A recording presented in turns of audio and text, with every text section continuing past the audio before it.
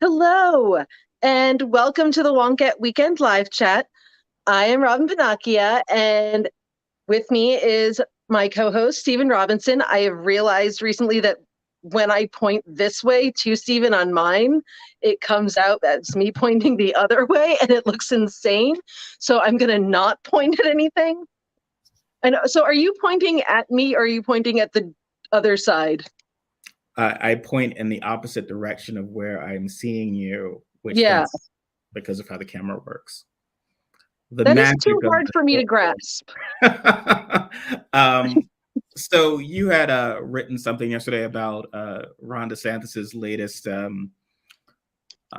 reign of terror. You said he had lost his goddamn mind, Well, I and mean, they're just going with they're just everything. It's a massive purge of anything that they might slightly disagree with or he's think is, yeah. he was speaking this weekend at he's been going around. He's sort of balancing this of where he's not overtly election denying, but he will endorse and support election deniers. And so he had this rally ostensibly, it's very Trump-like. So ostensibly is for Mastriano Mastriano is, in Pennsylvania, who's a Christian nationalist, white racist, anti-Semite, and but it was also more of his stump speech about, you know, 1,000-year rule of Cobra, yeah, and he it was, and I noticed it's Turning Points USA, right? So yeah. that's forgive me because I've belabored this point so many times, but fascism is inherently historically a youth-driven movement, Yeah, and and that, Turning Point and USA is very specifically a youth. It started in colleges and everything with Charlie Kirk and his little diapers. when he was 18, he's 28 now, Yeah. and they've Oh wow, that makes me feel really old. I covered that. Ugh. and he's part of like the, you know, Republican mainstream. And he's not usually, if I go online, inevitably David Hogg said something that has caused people on the left to Democrats to lecture him, and but that sort of youth energy, dissatisfaction of our leaders has been sort of embraced by Republicans. Even Marjorie Taylor Greene, you were writing earlier this week when she had the cabaret moment with that guy, but that guy was Yeah. also very young, right? Yeah, he's 18. And like they're going where they live. Like it's not awkward. And we talked about this last week. It's not like Nancy Pelosi trying to do a TikTok. She's relatively comfortable Yeah. chatting with this guy, even though it seemed like she was doing it from her old timey outhouse, as she wrote. But she was chatting with this guy in his world, and it's sort of scary. It's very scary because it is radicalizing. Well, they're very much taking their cues from these online spaces that are filled with like 18-year-old fascists and incels and Nazis. Like that's who is really like the vanguard of the Republican movement right now. Like that is who is like they come up with some crazy ass shit or just, fall into something and then like, a year later, if that, it gets, washed up a little bit by uh like Tucker Carlson and whatnot, but not that much. Like they're basically setting in their own way the, trajectory of the Republican Party right now. And Yeah. I think part of the reason for the disparity, and I've been thinking about this, is that, Republicans generally have a reputation as like an old fuddy-duddy party. So they're trying to make up for that by attracting the youth. And Democrats have a lifelong like grr over that saying about like if you're young and not a liberal, you don't have a heart, and if you're old and not a conservative, you don't have a brain thing, and which is so stupid. It's the stupidest saying ever, but they're like, well, we need to be taken seriously, and so therefore we need to sort of like not, make sure those kids are staying in line kind of thing. Oh yeah, and It's and so sad. Yeah, no. well, As I mean, they that. movement is there, the sense of it's young people. I mean, they're jerks and they're not alternative in any way, but it is the youth movement in the GOP that's been speaking Hmm. and pushing things forward. And it goes back, it's a common criticism of the Republic, they call the Republican Party a cult. And what's fascinating to me is that, generally the idea is that if you're obviously disloyal to Trump or if you say something wrong, they come after you. But it's more of like, if you like what we like, you can be part of our group, as opposed to, oh, you have not been a Republican since 19. They don't care. Like Trump was, they try and they keep doing this, right? Like they don't, the establishment, again, after failing to attack Trump on this, well, he gave money to Hillary Clinton. He gave this, knowing but Hmm. folks don't care. Mike Pence, when going up against Carrie Lake, was like, oh, well, she once said something nice about Obama and was once a Democrat, and like no one cares. It's like all that matters is right now. And Yes. where, and we'd seen this of like, can we trust Liz Warren? Because she might have voted for a Republican in 1992. And it's like, no one Well, it is cares very about much the like nothing matters except what happened 10 seconds ago thing. And that has been really working for the right. that. They will not be held to anything that has happened before or after. Sorry. um, that is why I'm laughing. They are beholden to absolutely nothing. They are not beholden to what they said 10 seconds ago. Oh yeah. If you confront them and say, hey, you said this one thing and it was bad and it makes you kind of a hypocrite, they're like, like you said last week, like, so I changed my mind. What do you want? Like, Yeah, and whereas, no membership, right? Like, it doesn't what? matter if you've been a member of the club forever. It's just, in a weird way, it would be compelling. It's like, and it's good politics, right? Like, we don't care if you voted for Bill Yeah. Clinton or even Obama, and join us now, love Trump, Uber Alice. Doesn't Yeah. matter. Like, it doesn't matter if Cheney has all this pedigree. She's an unperson now. It doesn't matter that Lee Stefanik was less conservative. It doesn't matter. All that matters is right now, which is in a way, from a political standpoint, better because, I saw this online of someone was just in Ohio was just like, well, everyone who ever voted for Trump is terrible and awful, and we don't need their votes. And it's like, well, there's got Well, to be a little Democrats math love there. the "we don't need their votes" thing, and Well, then it's got to be a yelling little at math people there. for not giving them the votes. Yeah, how do you win? Like, you're going to have to flip someone, like in certain these states, you need to Okay, get but I certain sort people of to think, vote for. okay, tell me if I'm wrong. I kind of feel like that's almost a little bit of a Gen X thing to some degree. I mean, like, granted, I'm not like, like, I'm basing this on Reality Bites, but like the whole like, oh, we don't need you. I know, yes. I'm wearing a Dead Kennedy shirt. I don't know if anyone's noticed. I'm wearing a Dead Kennedy shirt. But but it's very old and I need to do laundry. Like I've had it since high school, I think. Anyway, um, like it's that whole like, you don't want to look like you're trying too hard or trying to be anyone's friend because that's like, you're supposed to be cool and aloof. And I feel like they're trying to do sort of like a we're cool and aloof. If you have to ask, you'll never know kind of thing. Yeah, it's just not particularly effective. The and you're gonna have to get some of those votes to swing over. So yeah, I think what I remember now, and maybe it wasn't in Ohio. It was in Texas. It was Beto O'Rourke, and it was a guy who had voted for Trump in 2020, and then now he's voting for O'Rourke because of all these things that Greg Abbott has done since then. The power outages, the extreme Yeah. law. Like, he's like, that's enough. And of course, it was someone like, well, why didn't he vote for Hillary in 2016 or against Trump in 2020? And why is he not, why did it take him until now? And it's just like, It's like, oh, he's not authentic.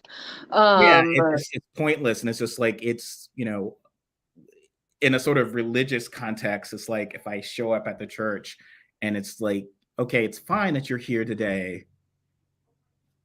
You can stop being a sinner or whatever, as opposed to, oh, well, why were you sinning? We will never forgive you for your sins. It's like, well, fuck you. I'm just going to like continue doing what I'm doing.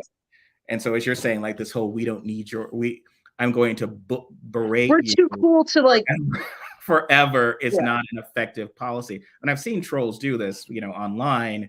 It was just like, well, we have to remind anyone who didn't vote for Hillary Clinton, who didn't vote for Biden in 20, like we have to like bully and harass them for the end of time. Well, no, and I've heard people like actually explain that to me. They're like, okay, we actually do need to do that. And we do need to constantly yell at people who voted for Ralph Nader because they need to know, like the other people who might, you know, decide to vote third party or decide not to do something else. They need to know that they're going to be held accountable forever for it. And you know, it's like they need to know what the consequences are of doing that, and they need to see. And like that's political, the death penalty, right? Like that's like, I don't know, that's an effective deterrent. I'm like, sorry, I cared about shit. Like it's not an effective deterrent, and there's no sense of just like, okay, well, maybe we could have done better campaign. No. And so whenever anything is like, we could never have done better, that's usually a sort of a problem. Like, it's just that it's a very, there's an exclusivity that I don't like. And I tend to like skeeve exclusivity, like kind of to begin with. It's not something I feel, you know, I guess, you know, for my own personal reasons, it's not something I really jive with. And so I see like very much a lot of that. Like they're like, okay, and I've said this before, it's like they think they're the Heathers. Oh yeah. Like, and they're, you know, they're very cool and you're supposed to like want to hang out with them even though they're really mean to you. And I don't think that that is the current vibe in the world at all right now. And it's dangerous, isn't it? Because if you and I feel like at a Trump rally or even a March of the Green rally, we would be like, they would put us on a pedestal if we were like, oh, we see the light. It's like they would just love to have the former liberal. Like, they absolutely love the people who are, you know, and I, you know, either I didn't leave the left left me, or which is waning now, and I will get to that later. It's or the like, you know, oh my God, I've seen the light and I reject the excesses of the left and I see how they're terrible now. Like they eat that shit up because which makes sense because they want to recruit people. Yeah, they would feed your ego, either Green or Bobart or any of the worst of those. They would still feed your ego. It wouldn't be, whereas sometimes in a Democratic Party, and I've seen a lot of these trolls on Wonkette and online and others, it would be like, whoa, you voted for Sanders, we will never forgive you.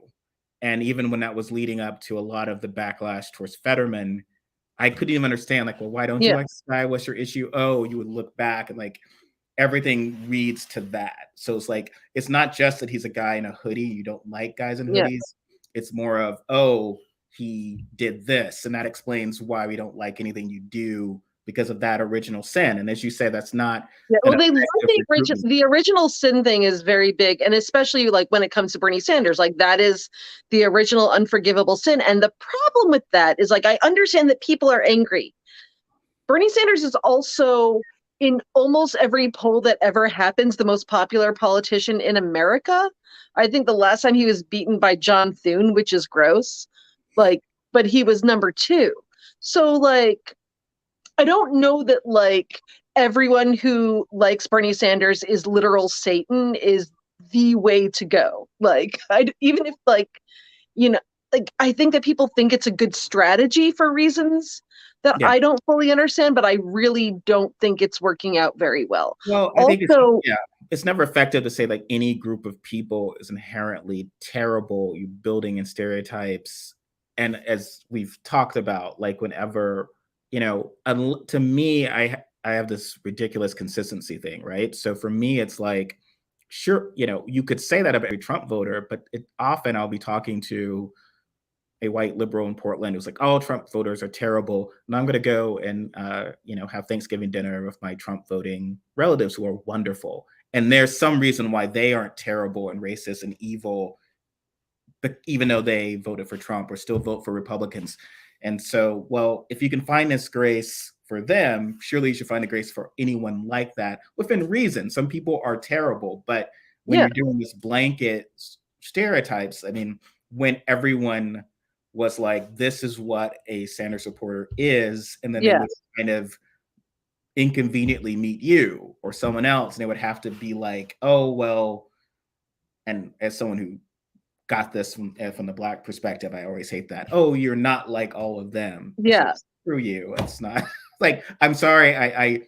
I'm clearly disproving whatever stereotype you've come up with, and you won't apply that to, maybe I'm wrong about this stereotype, and it's going to yeah, say that maybe you're different yeah. somehow.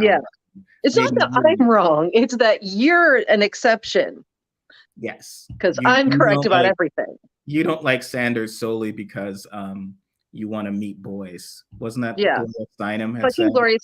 I'm sorry. I'm gonna say something that is going to. I hate Gloria Steinem. Like I don't. Maybe hate isn't the right word, but I am very much not a big Gloria Steinem fan at all. And I really haven't ever been. Like I appreciate the good stuff that she's done, but like, oh, she was real instrumental in the Satanic Panic, and like she was out there like funding digs at uh the preschool and everything to find the tunnels where it was some real QAnon shit. McMartin Preschool. She literally funded a archaeological dig to find the tunnels where the kids were like molested by Satanist daycare operators. So, and she also like really pushed um these psychologists who were super abusive to people, and they were like this guy Bennett Braun who was drugging women and telling them that they had multiple personalities and were abusing their children. Like it's the so I have some yeah, sorry, that was a little bit of a rant, but that is why I do not care for Gloria Steinem. Well, yeah, there is a perception of like you got to respect your elders no matter what and everything. And some of that's came up. The IRA passed, which was wonderful, and but that became like, It oh, was a thing, yeah. She's not great. no, none. Well, whenever you can, I mean, that's one of the top things of a cult. You can't criticize the leader. And when I see people will link everything about a cult and are clearly, they think they're only talking about Trump, but they've demonstrated that same behavior about some of their own favorites or whatever. Any criticism of this person or anyone who also criticizes it excommunicated. So it can't be that we've got along or had a great conversation. It's like, oh, well, Robyn sees it this way, and based on all this capital we've built, surely I trust. No, you're a Russian bot. It's like, well, really? Like, how did that happen so quickly? And I think that's not. Or you've been brainwashed by Russian bots. Which is, I don't understand. Like, who is it that thinks that is a good thing to say to someone? Like, I'm just on the face of it. Well, no one likes being told that they've been brainwashed, and that is sort of it's like, oh, you're stupid. What happened to Kansas thing is just sort of like, yeah, you're stupid, and you've been brainwashed, and no one likes being told that, and yeah. Also, it negates the fact that people do have, different opinions that may, be inconvenient. I've had people tell me, the only reason people like you have been pushing for single payer is because you were brainwashed by Russian bots. And I'm like, since I was 5, which sounds crazy, but my mom worked in an emergency room. She was a patient advocate. Single payer has been like the family goal since I was like born. So it's like, yes, people do have these views and care about them a lot. It's not just, oh, this only came out now because of Russian bots, which I think it's so overestimated. I really do. No, it is. And, my view of the Russia situation was that it was essentially an illegal campaign contribution. So having a hostile foreign power actively campaigning on behalf of another candidate, Yeah. is not ideal. You should not accept that help. But it's not as if they flip votes. And I had people who were convinced that Russia specifically flipped votes in certain states, which there's no evidence of that. And so certain people have gone in sort of very extreme rabbit holes on what had particularly had happened. On how, because I think a lot of people in general, like both sides, a lot of people in general don't have a very hard time grasping that other people don't just naturally share their views, because in America we love thinking about our views as common sense. Mhm. And so we don't believe these things because we have our own biases or opinions, or because we've thought them out very well. We believe them because they're just common sense. And so therefore anyone who doesn't agree with us has to, like, something is up. Something is not right. They've been taken advantage of in some way. And I don't know, I have perhaps a lower and higher opinion of people than that, I guess. Oh yeah, I mean, it's when Green is talking about you poor white, everything wrong is someone else's fault and whatever, and it is from a sense of it's far more compelling than what I've seen with it, like, you've screwed up, you didn't show up at these elections, even though there's been evidence that people do have shown up. But when they haven't, I think minority turnout was down in 2016 or whatever. It was generally, you have failed. Mm-hmm. And it's interesting, like, despite rather consistent losses, 2018, 2020 was on, Republicans made some gains in the House, but still ultimately lost the Senate.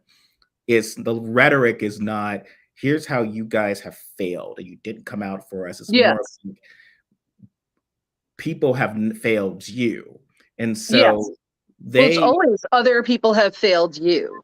And that's the party. And so, ironically, that's sort of what they accuse the left of doing. Yeah. Like, it's exactly what they accuse the left of doing. They're like, oh, you make victims out of everyone. No, you're the ones making victims out of everyone. You're like, oh no, white people, especially white men, are just the most oppressed humans on the whole planet. But isn't it much more effective when they're saying, though, that you've been failed by other Republicans? So in 2010 with the Tea Party route, where they wiped out a bunch of moderates, they did it again in 2012. Consistently, it's like they run against, these guys have failed you.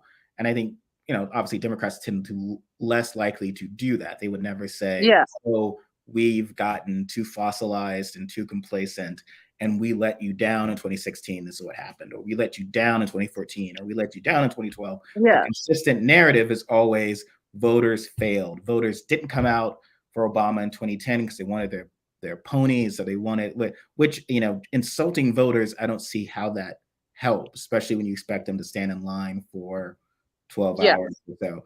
I mean, the one advantage is that Democrats do seem to have, through obviously no action of their own, but because of the Samuel Alito Supreme Court, overturning Roe v. Wade, and now polls are showing that Democratic voters are more motivated to vote. They are prioritizing, voters in key states like Michigan and Wisconsin are prioritizing abortion up with inflation. In some places, it's higher than inflation. And so those are areas of opportunity where we can kind of avoid your route, particularly holding the Senate. Mitch McConnell had said that it looks like there's a better chance of Republicans flipping the House, which they've gerrymandered, than getting the Senate, where, as he said, candidate quality does count. I love that he had to admit that. It's like, I guess there's so much rigging I can do, and there's only so much I can do to get Herschel Walker over the finish line, or Dr. Oz, these other crackpots. So yeah. Well, one thing that I was thinking of is just to go rewind a little bit.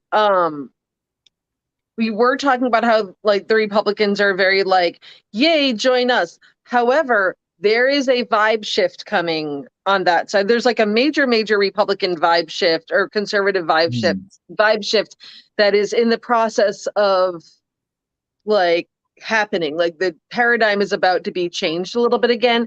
And the America First people, and especially like a lot of the like more like neo-Nazi adjacent conservatives are getting very like stringent in terms of who is allowed to be in their party. Like they're going very overboard with the anti-gay thing and like the white power type thing. So Lauren Witzke, for example, is like Lauren Witzke and Wendy Rogers, both of them are constantly like yelling about like, oh, they need to get, Rick Grinnell needs to be out because he is a sodomite, and they're going really hard on this. Which is actually, I think, going to hurt. Like, I didn't think that before, when people were like, oh, the fact that Trump isn't super horrible to gay people is going to really hurt him. And I didn't think it was, for just based on what I was observing in the general, like, online conservative movement. Because, yeah, Milo Yiannopoulos was like the most popular person. He was more popular than any like preacher at that time. So, yeah, no, he was probably not going to be tripped up by that. So many people, they're really into sodomite lately. Like they're screaming about the sodomites. It's kind of great. Hasn't Trump, I saw one rally of his recently, and he had really embraced a lot of the grosser transphobia, attacking a trans woman athlete. But they also don't find him authentic on that. I've been seeing that. It seems like I always viewed it as he would have no problem throwing anyone over the, under the bus for him. He doesn't, but their memories are like on that super far right side of the spectrum. Their memories are getting a little bit longer because they're starting to feel like they have power now, is sort of how they feel. Like they've got like, they're not in recruiting mode. They're now also, saying like, oh, we don't actually want gay people in our party. Like they're, rejecting the log cabin Republicans from CPAC and all this shit. Yeah. And they're getting more stringent about it in a way even than they were prior to Trump.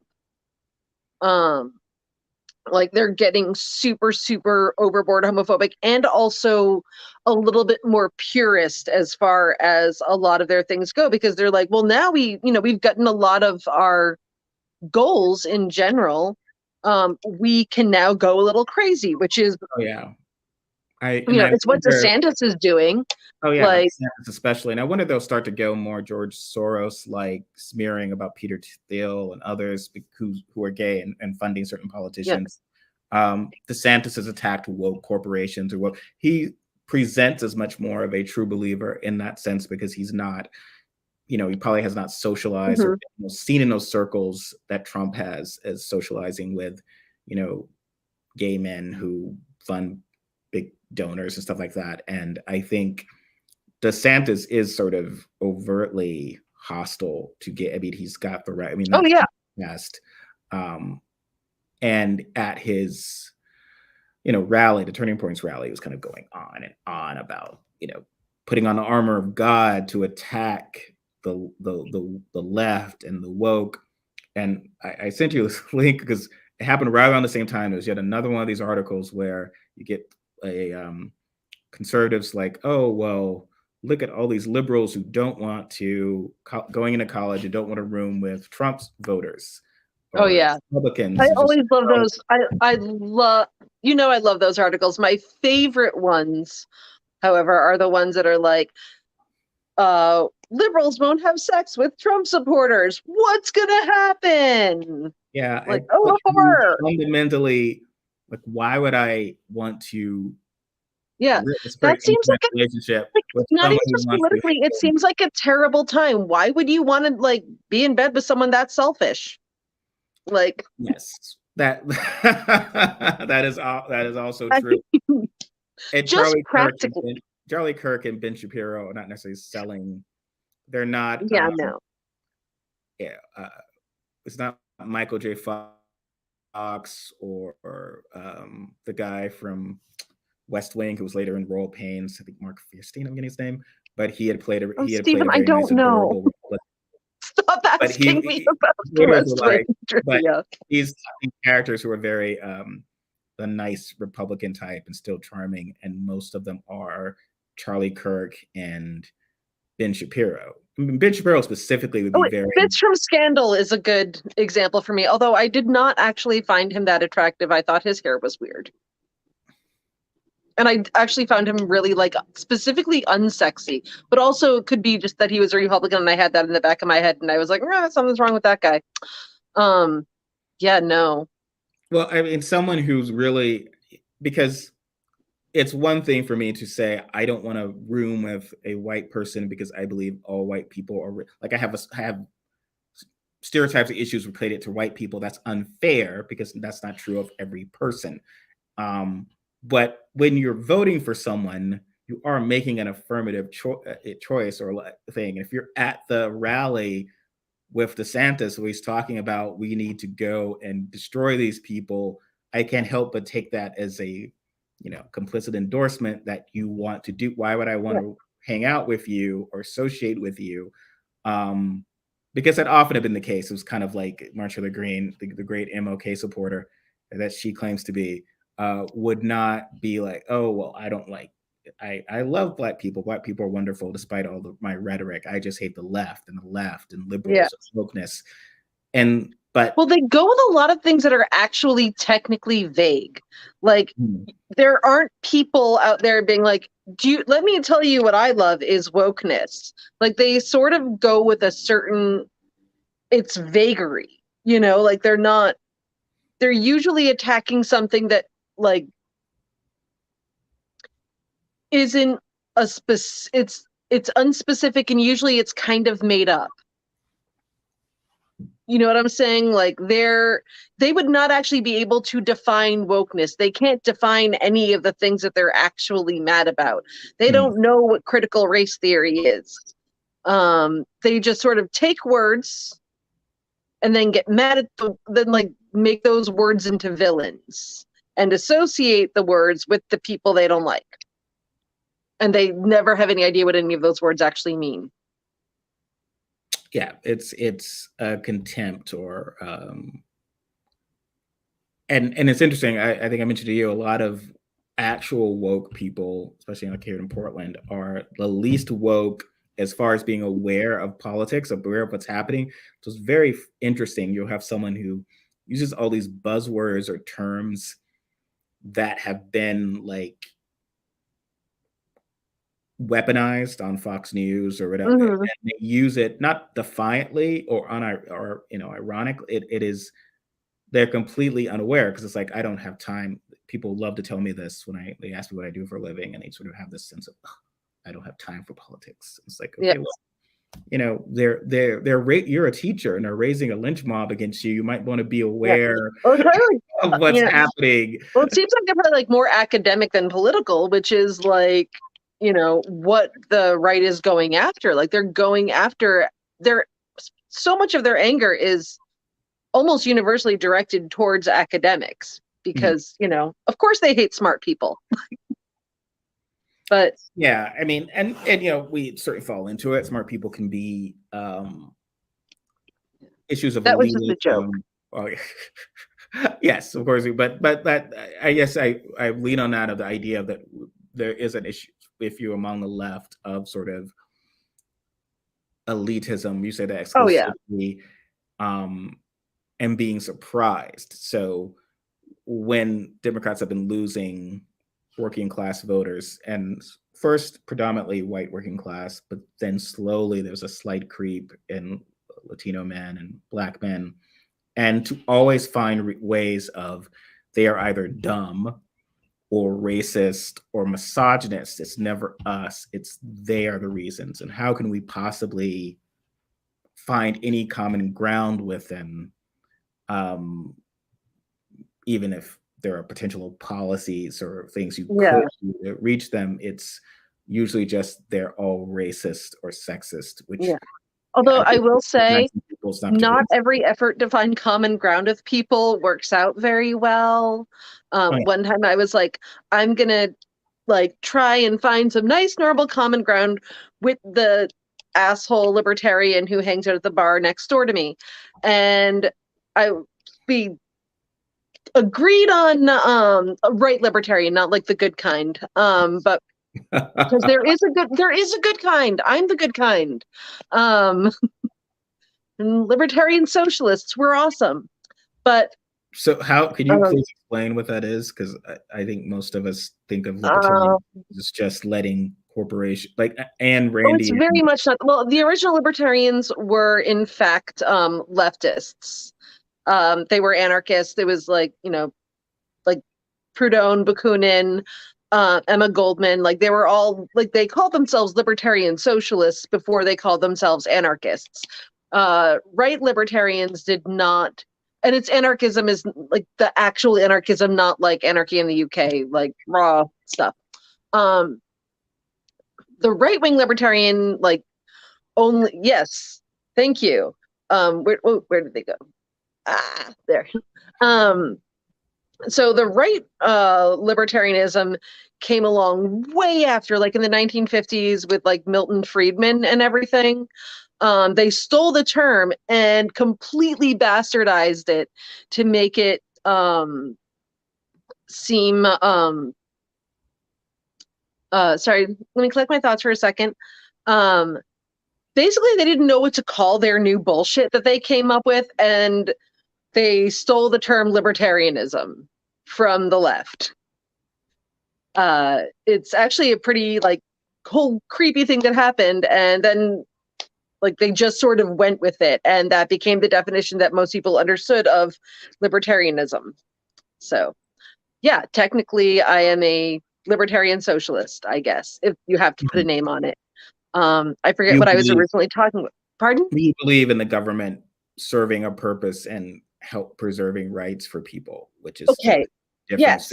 Sort of. Okay, so yes, but I also like do believe that the eventual goal is no government.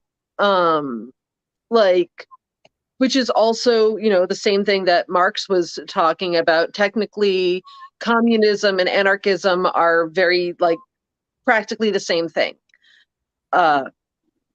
This is a very complicated subject for our Sunday afternoon talk, but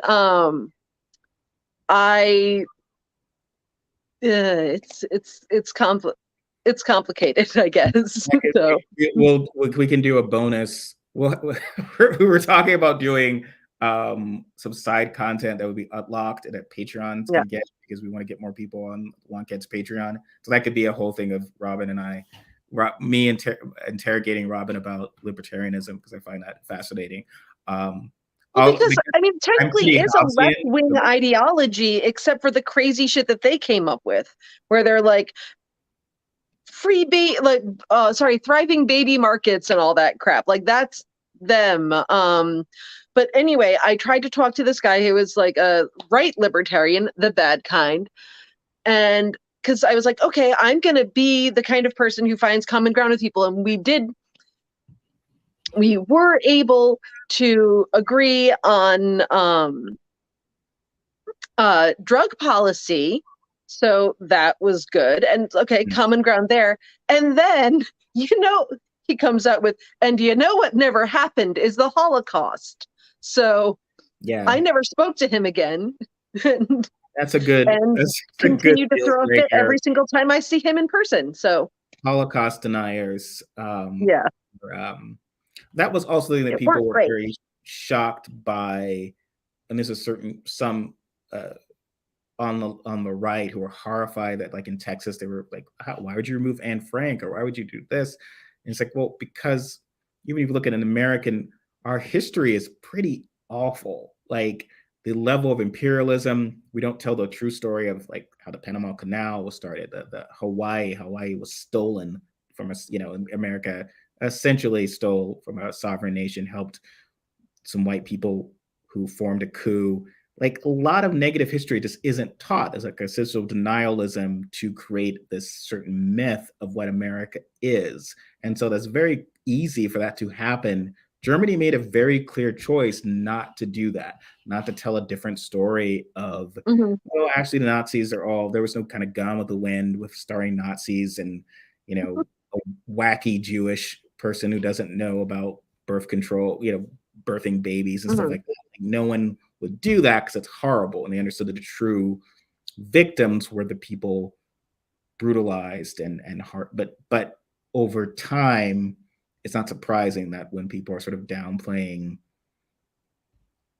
racism or slavery or American imperialism, that they would also get around to this and also repeat. I mean, part of the whole Gone with the Wind grand idea of the South thing was, part of Reconstruction in a way. Like that was very much like,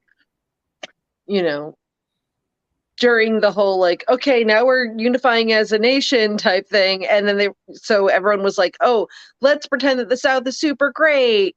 And, that the war wasn't that bad. And that's why like even in the North, people weren't learning like this, they weren't necessarily learning the War of Northern Aggression, but they also were not like learning the whole truth of everything because they didn't want to encourage animosity towards the South. And so like culturally, there was a push very much to, create like romantic images of the South where you were like, man, these people are kind of okay. She's making dresses from curtains. That's pretty cool. She's glamorous. It's Vivian Leigh. We love her. Clark Gable is fucking hot. And the South was the slave owning states were profoundly aggressive. It was not a war of northern aggression, it was a war of southern aggression, and unyielding to the point where Lincoln's very election, much like Biden's, was seen as an act of war almost. And that's sort of interesting because it sort of spins where the folks who are demanding a civil war now, we sort of seen this, right? Like maybe they need to be a civil war, maybe national divorce. It's like, well, if one lesson you might have learned from the first Civil War was that Lincoln ran on sort of a very moderate platform, sort of almost a very Biden-esque platform. He did not run on, by my first term, there will be no more slavery. I will I will free every slave. Well, no, they were really trying to appease the hell out of the South. Like they were like, whatever you guys want, just stay with us. Just don't expand further. Yeah. And, what happened was by literally having a civil war, by literally waging war, you arguably accelerated by generations what you did not want to happen. Now, granted, a lot of people died, so I'm not necessarily someone who's big on acceleration theory. I don't support. Let me clarify this: I do not support another civil war, even if potentially, if others, a lot of that. Well, they certainly support one. Yes, even though although I think they're mostly just LARPing, sort of. Like there's the ones that are LARPing and the ones that are like getting all their guns together so that they can murder us. You're talking about pop culture, which is sort of our pop culture part of this dialogue. So we were talking earlier. You're, I think, unaware of this. I just found it absurd. So there's another Addams Family movie. It's on Netflix. It's Tim Burton who's doing called Wednesday, and but someone noted everyone thinks Tim Burton did the original Addams Family movies. He did not. Like there's I know it seems very much like his thing, and Christina Ricci's in it. Yeah, it feels like it's a Mandela effect, but he's but this one is very Tim Burton, and the argument that someone had made, it was a weird one to make, was that Luis Guzman, who's playing Guzman. Gomez, is with Catherine Zeta-Jones, and this is somehow sexist and horrible because she's so far more gorgeous than he is, which I feel like it's a very dangerous thing to say, I don't know, out loud, because it's just very insulting. And also, there are people who find him attractive. I kind of find him a little. I think he has some sex appeal. I do. And he looks like the character. He looks more like the character in the comics, the original. And there's the Air and Water show happening this weekend, and I keep thinking I'm getting like bombed. I don't know if you guys can hear the loud planes in the background. But I don't know if you were aware, this was a long-standing complaint that some folks had, and I always found it somewhat. I was never happy with the argument being made because I felt it was kind of reductive and somewhat mean-spirited and not particularly reflective of how normal people date, which was this idea of this trope that there was always a dumpy guy with a quote-unquote hot wife. And, you know, in real life, sometimes this happens. And also, you need to kind of go beyond the skin. Like, to me, it's very rude to sort of just look at, say, Kevin James or Leah Remini and just be like, oh, this is obviously a pairing that could never happen in real life, because sometimes it has. You haven't even watched the show. You're just mostly saying they would have no connection just because he's not what you believe is. I mean, as a person who is just as stunning as Catherine Zeta-Jones. you are, yes. I mean, I think Luis Guzman could get it, but like, also that's not like. And Morticia Adams cuts Rose. I mean, she's probably not going to date Tom Cruise. Like, she's like a weird chick. And if you're a weird, like, honestly, generally speaking, on behalf of weird chicks, like, a lot of the time we're A, not that shallow, and B, also like, I mean, we're sometimes into men who are a little bit weird looking, like or not weird looking necessarily, or just not like super crazy pants handsome. Like, I am very much in love with Elvis Costello. I'm sitting here next to my sequined Nicolas Cage pillow. Yeah, I don't, in my real life, I don't tend to, that seems to track. And I think the issue that probably comes up in shows like, say, Seinfeld. So it's not that Jason Alexander, he's a charming man personally, I'm sure, but it's not that Jason Alexander as George Costanza is unworthy of affection or love. It's just that he's a horrible person. So you'd watch the show and it's like, how is he ever getting past a first date? He's cheap, self-absorbed, and bald. He's got a lot of, but he's also funny. And like, here's the thing, like, I'm sorry, funny, like, you know, yes, I do get the whole, like, you know, I don't like the whole, like, dumpy guy, hot lady, and no one, you know, ever mentions it kind of thing. Because like, I also do not think that no one ever mentioned it with George Costanza.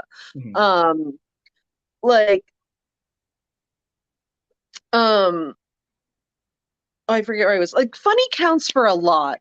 Like, this is the thing, like, I think, you know, maybe a lot of men are like, okay, I can be sustained for a very long time by hotness.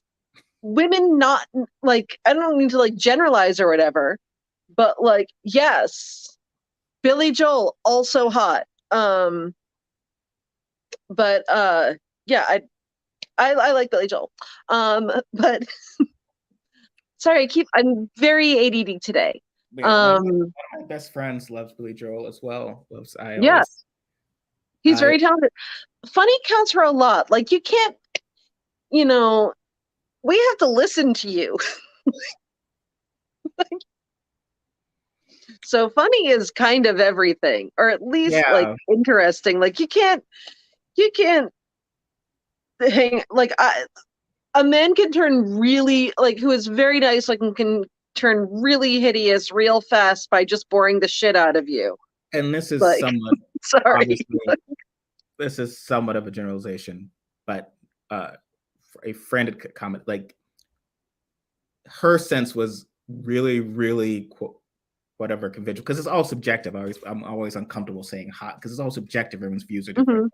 Her sense of like guys who are really, really hot, like the 6-pack abs, hot, whatever, in our culture tend to be vain in ways she has no interest in. Like, just like, oh my God. And like, that is a lot. Boring. Especially if your job is not to be Brad Pitt. Right? Like Brad Pitt. I'll go through the Tinder and I'm like, I pass on literally anyone who's like, I like working out. I'm like, fuck you. Or hiking. Like, I'm like, I want none of this. He's like doing that. Like the guys are really into his look. Yeah. I never want to be in a situation where I'm having a conversation about someone else's abs. Like, I don't know. Like, that's absolute torture for me. And, at her viewpoint was, I have to do a lot of this just to be able to function in the world. We live in the lookism is very rough on women. It's less so on men, of her opinion. And so. Oh, yeah. Well, not her opinion, just like in general in life. Like, so, I'm just trying to survive. But when I meet this guy who literally could tone it down a lot and still be perfectly receptive, able to do jobs and not be judged, then you're like, oh my God, why are you in the gym every day or whatever? You're not really.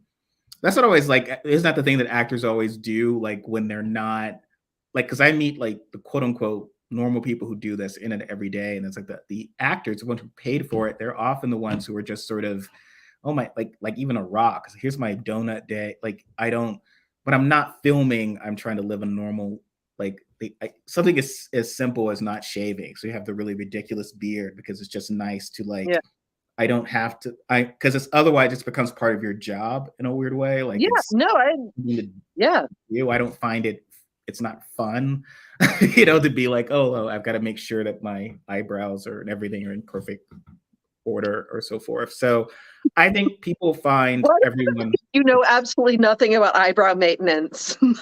Me or. I'm teasing. Your eyebrows are fine, but like I assume your eyebrows are like naturally fine. You're not like plucking them or anything. No, I almost, there was like a gray one that looked weird, and I was like, but then I'm gonna start, and then I will just wind up not having eyebrows. Like that's usually the joke, right? You keep doing which happened to a lot of women in the late 90s and 2000s, tragically.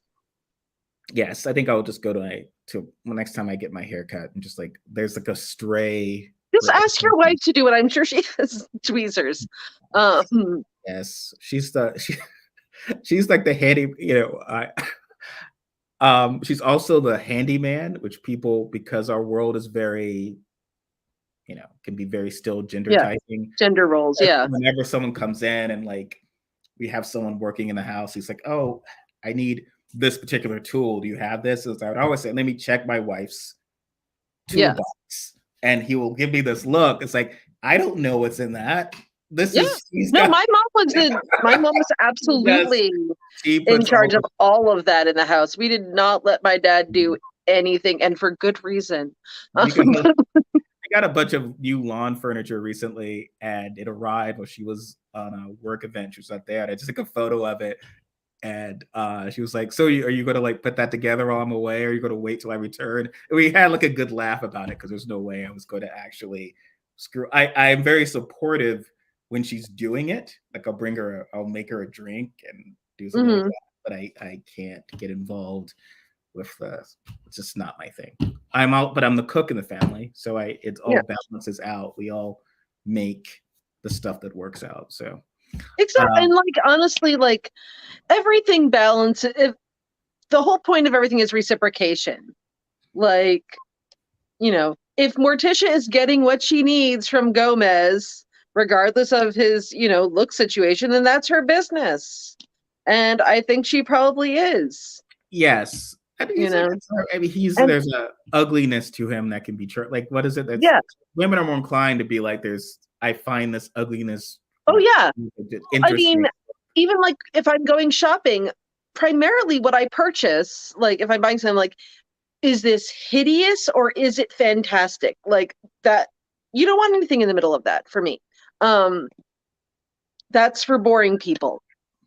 But I was gonna say, as you know, the great Courtney Love once said, "A woman of taste thinks only of genius," which I think she actually was quoting Amadeus,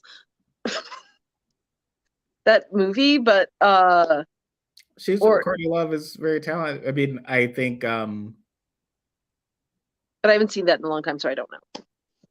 Courtney and Kurt were also estranged. I mean, and even now, though, I think this is slightly tangent, but John and Yoko, and I was part of the brainwashing as well of like John was so high, he got with this horrible, ugly woman. It was like really racist because then you would look at some of the photos of the time. It's like, oh, Yoko Ono's a beautiful woman and interesting. No, Yoko Ono is super hot. She still looks gorgeous. Yeah, and you know, she's inspiring, not to directly connect sex with great music, but she's inspiring some great stuff that he's writing at the time. Like he's very much in love and happy. And so it was always weird. There was a lot of really, I think there's the Beatles song, Everybody's Gonna Hide Except for Me and My Monkey. That is a comment on a really offensive cartoon, political cartoon that came out at the time that depicted her as a monkey. So it was like him with a monkey. And I did not even know about that song. It's one of my favorites from the White Album. It's one that I don't know the names of any of the songs from that because they were just like on a record that my parents had. So I don't like me too. Like I know it's that should be clipped as like a review of because it's on a record. Why should I? Well, it was like 1, 2. Actually, you also one in certain ways. All you need to know is 1, 2, and 3. Yeah. Into that like, I don't know. I think they had lost the like thing for it, so I just put it on. I don't know. I like Revolver better anyway, but yeah, I don't. Yoko Ono is awesome. Is really what I am bringing to this conversation. No, she's great. Like she's still like she's almost like she'll be 90 next year, right? So she's like but long lived and so cool. And yeah, big fan of the Dar Williams song about her. Was what I contain multitudes. I can like I'm. No, I mean, look, we all.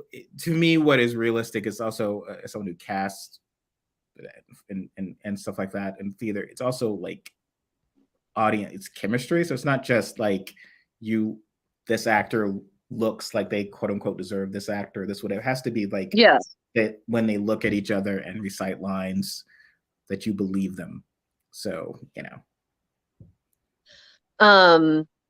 But yeah, no, I mean, also Catherine Zeta-Jones was married to like what's his face? Was like, I know. I'm sorry, you're a West Wing man. I can't think of his name right now. He's never been a West Wing. It's Michael Douglas, and they've been married for. Wait, Michael Douglas wasn't on. You're thinking of Michael. I don't think Michael Douglas was ever on. Wasn't he the president? It's Martin Sheen. Are they different people?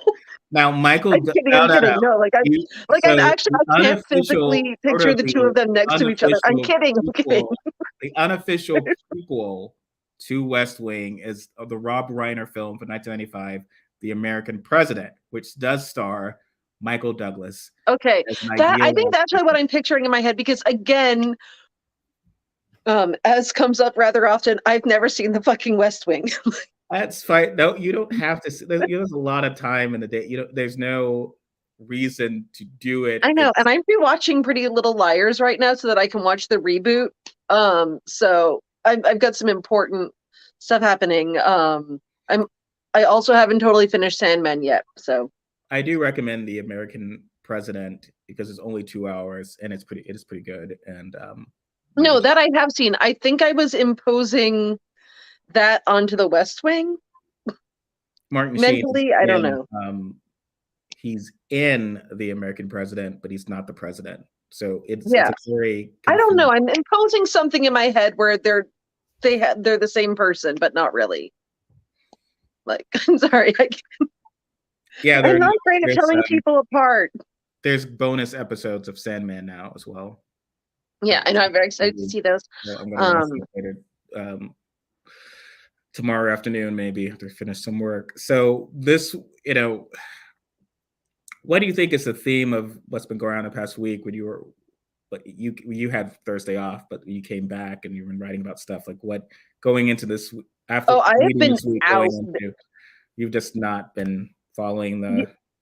Honestly, I checked out a lot this week. I had because I'm using up my vacation days, and when I'm so I'm taking Thursdays off. So I have basically been blanking on a lot of what has been going on in the world just because it's fucking exhausting. I don't know why this is coming up, but I fucking love Stockard Channing, and we have discussed this before. Well, Stockard Channing is the also, oh my god, I'm very excited about that. I also have thoughts about Grease too, but I've not seen Grease, even though Michelle Pfeiffer's in it, and I should have. I love Michelle Pfeiffer and everything, but I should see it. So, you should see it, and I agree with Adrian Zmed that it is, in fact, in many ways superior to the movie version of Grease. Mm-hmm. Well, is Grease 2? Is it a continuation or a reboot? Yeah, it's a continuation. Actually, the reason it came up this week for me is that someone on some blog did a ranking of the sexiest men from Grease 2, and they were extremely wrong. Sort of. Because they put Michael, whose real name you probably know. He's the guy who played Sexy Rexy in Empire Records. I can't think of his name. Someone can probably post it for me. Blonde men, who can keep track of what their names are?